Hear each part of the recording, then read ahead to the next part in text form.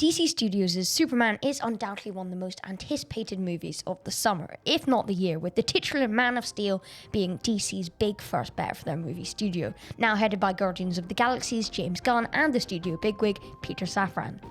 But with the Man of Steel, no, as in Superman, not the DCEU, remember we don't talk about that anymore, now heading for digital and widespread home release, was it successful? And how will this first feature entry fare for the future of the brand new DCU? We'll answer all those questions and more in this episode of Snack Break.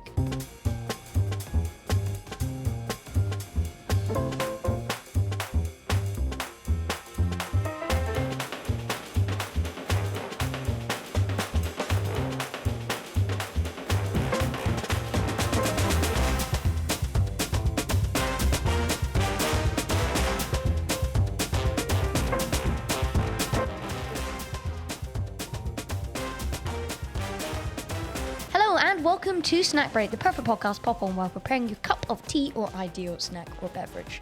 It's been a little while since there's been anything on this feed, partially because of the new Whovian occupying most of the early summer.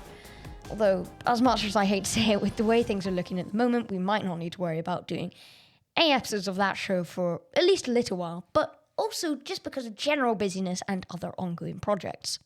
Nonetheless, though, I am super excited to present a brand new format for Snack Break as we enter a new era of the show. Think of this as a soft launch for Snack Break Season 2, if you will. We're keeping the number count and we're hopefully going to be blending some of the more special episodes into just sort of normal numbered episodes, but with the same topics. From now on, Snack Break is going to be broken into a few main segments. Firstly, our big thumbnail review, the one we slap on the cover of the YouTube video and where we'll generally discuss the biggest blockbuster movies and TV shows. Then we'll have some pop culture news, and we'll also be discussing all the smaller releases, be it books, videos, or anything else, really. And, of course, something silly to round off the show. So, first thing up on the plate today, Superman. This was a film I actually saw a good few weeks ago at this point, but seeing as I still have plenty of thoughts on it, and it's an absolutely massive release, I thought we'd still partake in a little review, and additionally discuss how it will affect the future of DC. It seems good to begin by saying outright just how much I really loved this film. I'm sorry to follow much of what the positive feedback on this film is online. I have seen a lot of it, but I genuinely found the condition of this story to be such a moving one. The concept of doing good for good is something that is inherent throughout the entirety of the film, and the way in which Superman is portrayed throughout this film really did round my perception of it. This is a film which I found to sort of reinvigorate my view of Superman, not just as the sort of semi-bland poster boy. I'd always really liked Superman, but I sort of reached a point where I felt he was somewhat bland as a sort of poster boy do-good superheroism. Not that I'm somebody who's super invested in anti-heroes and vigilantes and all that stuff, but I just didn't feel that I was getting quite the same depth as character with Superman as I would be, with characters like Spider-Man, who obviously is not an anti-hero, he's not a vigilante, well, depending on the comic, but he is just sort of your normal Joe, but he didn't feel quite as bland to me, rightly or wrongly. But I really just felt this movie to sort of reinvigorate my view of Superman as someone who cares so deeply. Without even having read these comics particularly, it's easy to see what elements of All-Star Superman Gunn really emphasized in his preparation for this film, and it shined through as a brilliant beacon of hope in a film that made the glorious decision to be anxiously optimistic instead of dark and dingy. I'm open for all interpretations of all characters, but as he says in the highlight speech of the movie, no, not that speech, I'm not talking about, "Where's the dog, Luthor? Where's the dog?" Although that was pretty good, Superman isn't some omnipotent god. He is in many ways just as human as the rest of us. Kindness is punk rock. Now, I can see equally where a lot of the dislike for this movie came from. It doesn't hold back any punches, and I was at times a little surprised by some of its brutality. You know, even in the trailer you can see teeth being knocked out quite a violent shot, and there is one particular moment in the film that really surprised me, and it was a pretty adult audience in the cinema I went to. I went literally within the first 5 days of release because I was really looking forward to this film, and as prompted by not just James Gunn getting involved with the DCU, but just also the build-up has been really, really good, I have to say. But it was quite an adult audience. audience. And as essential as fundamental goods in this movie are, such as kindness, love, and empathy, I would advise caution when showing it to a younger viewer, which admittedly does create a little bit of an oxymoron at times, but I think generally the film doesn't hold back any punches because it is saying, no, this is for everyone, kindness is for everyone, and these concepts are being explored not just in a way to, sell it to younger viewers. It's just feels like a general statement that it's making. And I actually found it to be very effective because you do see some of the horrors and difficulty and violence that Superman has to go up to, but he still makes the choice of good and kindness throughout this movie, and the length that Superman goes to throughout this film to save, really inspired by All-Star Superman there, I just found to be really, really engaging. But that's not where I think the main elements of criticism are coming from. There are a lot of characters in this movie, and Gunn really isn't afraid of that fact. I would occasionally say that the ensemble cast grows a bit too big, but the fact of the matter is that they are all filled with an abundance of personality that, to be honest, I often find to be lacking in blockbusters with far fewer characters. I won't name names, but there have been other movies I have watched this summer, and maybe it's just because they didn't rub me the right way generally, but I felt that, I've seen films this summer with far fewer characters, but even then the characters didn't shine nearly as much as some of the side characters in this film. So, where does this leave the future of the DCU? In pretty safe hands, in my opinion. We've already got, sort of, our first look at Millie Alcock's Supergirl, and it promisingly looks to be staying at least semi-faithful to the highly successful Superman Woman of Tomorrow comic that it was initially going to be named after. I find it personally really interesting that Gunn would follow a path towards what is really a semi-recent comic, only came out in 2021, written by Tom King, and just to a lot of success. And obviously, of all the recent DC comics, this seems like an obvious one to base it off, especially when it comes to Supergirl. But I just find it fascinating that Gunn is going down this approach. And obviously, the film was originally going to be called Supergirl Woman of Tomorrow. It makes sense. Similarly to Superman, originally going to be called Superman Legacy, that they've changed that makes a lot of sense. But we also already know that Gunn is pretty far-ish down the line on the next installment in what he calls the Superman saga, which does seem to be a sort of subdivision of the DCU. It is pretty self-explanatory. Obviously, we already know we're in DCU Chapter 1, Gods and Monsters, but it seems that Superman saga is just going to be encompassing Superman, Supergirl, Krypto, all your Krypton buddies. It seems to make sense, as I mentioned there, that this film that Gunn's working on will be some sort of Superman, Supergirl, and Krypto team-up movie that sort of serves as a sequel for both films. Think of how Spider-Man 2, the video game, served as a sequel for both Spider-Man 1, the game, and Spider-Man Miles Morales. The game, there's no movie called Spider-Man Miles Morales, so never mind. Quick little editing note here from COVID Benjamin. Yay. Whoopee. So, since I recorded this segment, it has been announced that the next Superman movie will be coming out in summer 2027, and it will be called Superman Woman of Tomorrow. We've got some little promotional art from Jim Lee, head of DC, or at least head of DC Comics from what I know, featuring Superman and Lex Luthor. Lex Luthor in his big green suit, his big battle mecha suit, or whatever you call it, and they're standing beside each other, seemingly in a semi-cooperative fashion. So I think, obviously this section was recorded before that announcement came, but I think a lot of what I said still holds up, hopefully, to some degree. It doesn't matter. I can't talk. My voice doesn't work anymore, but enjoy the rest of the podcast. There's been theories that this could lead towards a 2027 release, which is actually very soon, in filmland at least. And as much as that would be great, I equally think the DC needs to be really, really careful, especially early on. But even as it goes onwards, not to fall into the spiral of overproduction. I'm personally happy enough for the DCU to drop TV-based projects like Peacemaker or Creature Commandos, or to have mid-budget films like Clayface releasing, but I think it is really important that the DCU has only one major film releasing per year, so as to keep the hype up for big, high-quality cinema experiences. That's what Superman wants, and I am just really hoping they can continue that streak without things, falling away slightly and it feeling no longer like a rarity. Which does leave me with some pretty big questions regarding half of the DCU's four cornerstones: Batman and Wonder Woman. We do know, Gunn confirmed a few months ago, his cornerstones are Superman, Supergirl, Batman and Wonder Woman, which obviously makes an addition to the Trinity. Personally, I'm super happy for that. I think Millie Alcott is going to be great as Supergirl, and Supergirl, I think, is a character who can more than hold her own alongside the Trinity. Now, the first Batman DCU movie, The Brave and the Bold, is very much confirmed to be happening. We do know that the director is Andres Muschietti. Apologies for butchering that name, which does admittedly worry me given The Flash. Still got, I think about that film a lot. I appreciate a lot of people tried on it, and I have to say, I didn't like that film. And it was, The Flash additionally was one of the few ways in which I was doubting the new Superman film. Because as I believe film reviewer John Campea pointed out before Superman's release, James Gunn did describe The Flash as the best superhero movie ever made, which it is not, in my opinion.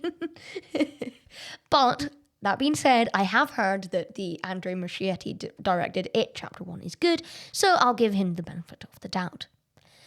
But we have no release date. Similarly, we also know we are getting a Wonder Woman movie at some stage with some of the Supergirl team set to work on it, which does bode well for both. I don't know if that Supergirl team crossover has been, or mover has been officially confirmed, so just be aware of that, but I believe that's what I heard.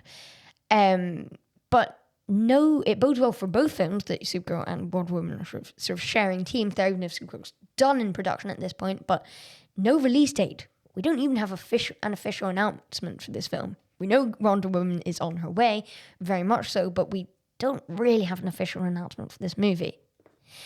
The fact that Brave and the Bold and Wonder Woman are still up in the air, it does concern me.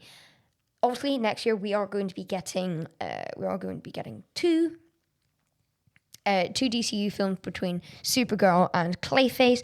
I'm not sure if we're getting Creature Commando Season 2 or Peacemaker Season 3 or whatever, and when those are coming or if those are coming, but we are getting those two films actually within very close proximity of each other. And as much as I hope Clayface does well, it is very clear that this is going to be something different. It's been described as DC's answer to The Fly, or their take on The Fly, which is very different to the Superman saga. I think it's, or the Super People saga, whatever you want to call it. I think it's fair to say it's very different to that.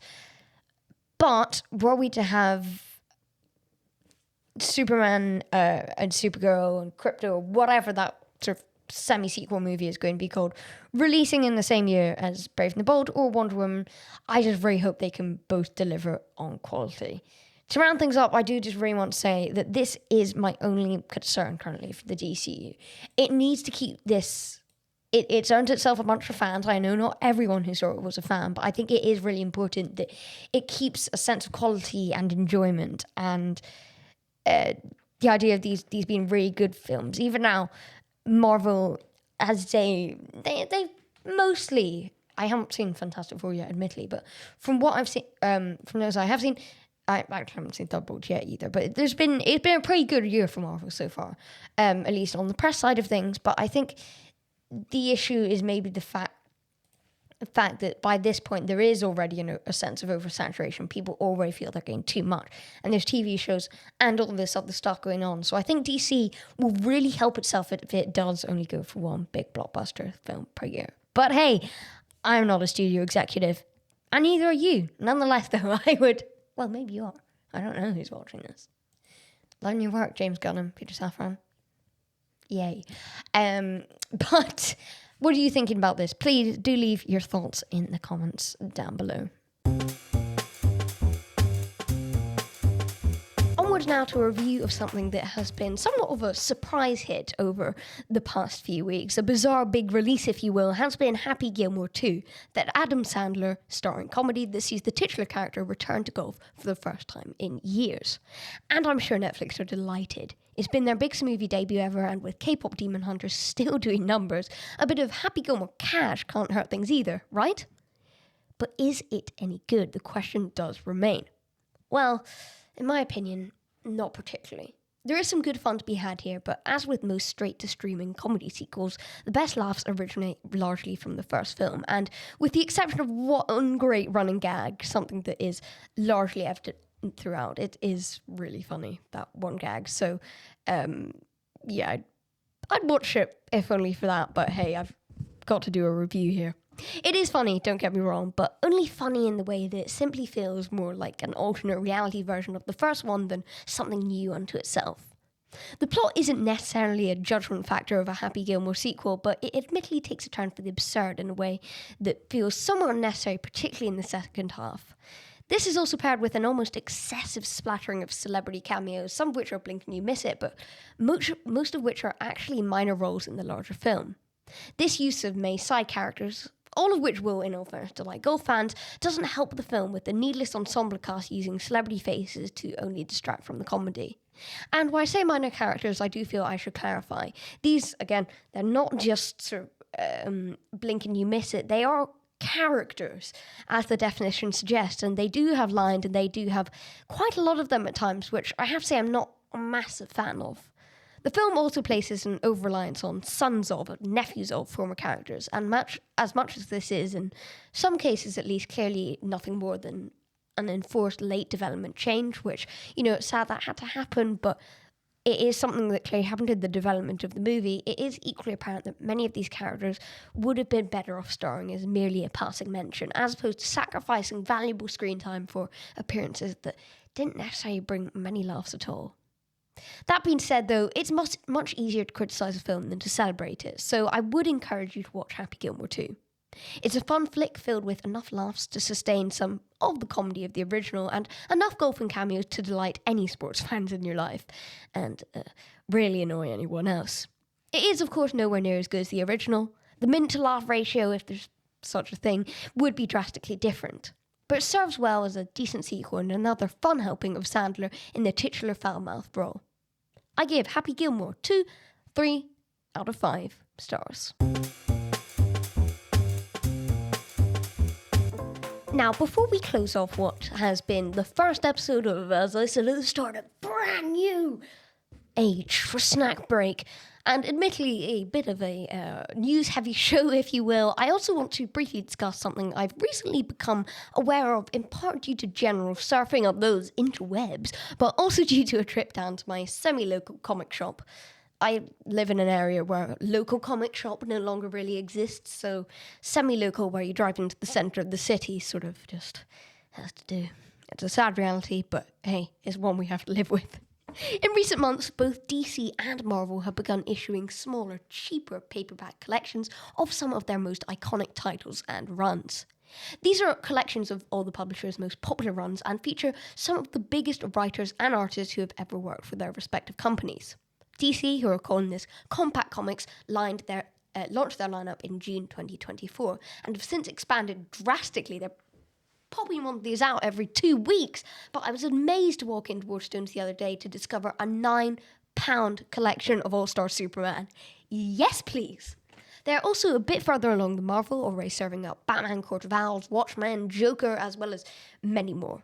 Marvel, however, are calling theirs Premier Collections, which, if you ask me, makes no sense, seeing as they're really just compact comics and are being sold for the same price, if not a bit more than the DC equivalent, which, really isn't helping Marvel out. I don't know why they couldn't just bother to sell this as the same price as DC are, and Premier Collection sounds almost slightly too fancy, and I've also heard that Marvel aren't quite getting there with regards to the DC approach. So they are giving you everything from a particular run. You're getting all of Watchmen, you're getting all of Batman Court of Owls, you're getting everything from a run, whereas apparently Marvel, either they don't feel one miniseries or one short miniseries is enough. They jump in a bit of sort of extra, bump in a little bit of extra sort of non-context stuff, or just you're only getting part of a story, which I have to say isn't particularly good, but hey, I can't really judge. I haven't actually bought any of the Marvel ones myself, but we'll see. Just like DC, Marvels are full colour, These were announced in 2024, and although you can already find some in shops, they are still rolling out with titles such as Civil War, Daredevil, Born Again, Fantastic Four, Solve Everything, which, hey, all-time best title there. Not just in terms of the comic itself, I haven't actually read it, but just Fantastic Four, Solve Everything. What a title. Matt Fraction's Hawkeye run and Old Man Logan.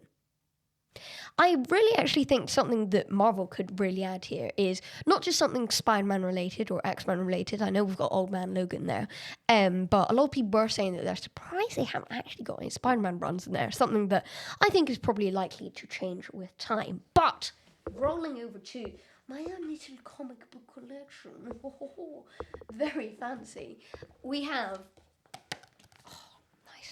Nice noise. That is because this is my... I don't know exactly what you call it. It's from Panini Comics, and it's just a collection of Marvel's 2016, I want to say, Secret Wars run. Issues 1 to 9, plus issue 0 with regards to the free comic book day 1, which is definitely a necessity to get in there because it is quite a powerful one, and just amazing book all round, great story. Doesn't make loads of sense if you haven't read the Ultimate Universe up to there, but still you can get the gist of it, and it's very enjoyable. I got this bad boy for £16.99 in Waterstones. Actually, the price tag's still on there. From Waterstones last Halloween, I believe. Went down, had a nice shopping trip, and I bought this. And yeah, I have to say, I think this would be an amazing premiere collection. Given that £16, that's even cheaper than I actually thought I got it for. Marvel are selling theirs for about this price. If I just quickly, let's have a look. Ooh, drum roll. What do we think the price is going to be? Yeah, they're selling theirs for about £12 really. Old Man Logan, Hawkeye, they're both 14 quid. Which obviously is not loads in the grand scheme of comic books, but the thing is, DC are doing theirs for a good few pounds less, and from what I've heard, are packing in better stories, and there's a bigger range there at the moment. So I think there's something that DC definitely have the upper hand of, but I think Marvel it would be a strong case, or a strong bet certainly, for Marvel, just to, even if they only bump £2 off this particular one, put Secret Wars into a compact comic. It's maybe not the way I'd argue that this book deserves to be read. I'd say this is just a paperback version, but it is A4, and it's such an impressive book. I would argue, if you can, go for this. But there are going to be people who want to read at least some of the inspiration behind the upcoming, or at least one or two of the upcoming Avengers movies and those upcoming plot lines. And I think selling those just... Come on, Marvel, you can do it. It's such an easy win. Just go for it, Marvel. Just knock it into the net. Football analogy for you there, people. So yeah, I'm really intrigued to see where this is going to go. Obviously, actually, just from having a look here, I can see Marvel's next few on the way include The Visions from Tom King. That's going to be a good one. Similarly, I wouldn't be surprised. I know it's a fairly recent one, but I'd quite like to see Tom King's Supergirl get a compact comic release, especially for again, a very, very beautifully stunning book that maybe you shouldn't read that way, but people don't care about that all the time. So yeah, I wouldn't be surprised if we get a Tom King release from either side of the smaller side of things. Black Panther, Nation Under Our Feet, also on the way. Yeah, really intrigued to see where they go with this. But I want to hear from you, please. Would this encourage you to pick up these books, these full colour, sort of nice paperback style books? It's really taking the manga approach from Japan, where people will apparently, I haven't been to Japan, so I can't speak, but where people will, it's a lot more common to see people apparently just reading manga without it being like, oh, they're reading manga, they must be a superhero fan, And admittedly, these are superhero books, but I do agree that putting them down into these paperback books is arguably a much better way of selling them, at least to some audiences. So would this encourage you to pick up the book? Please do let me know. You can drop that into the comments, or you can email the show at hwsnackbreakpodcast@gmail.com. That, though, is it for this episode of Snack Break, and a brand new sort of era of Snack Break, if you will, without sounding like Kevin Feige. Thank you very, very much for listening. Next time on the show, we are going to be discussing Marvel. Yeah, Kevin Feige, it all connects. We're going to be discussing Marvel's Fantastic Four First Steps, as well as BBC's brand new reality TV show, The Naked Gun. We're also going to have a bit of pop culture news in there, as always, and we're going to be debuting Snack Break's first game of this new era. Bum, bum, bum. For now, though, thank you very, very much for listening. I have been Bendigo Blue. This has been a Hungry Cat Bar production. Have a very nice day. See you soon. Stay safe. Bye.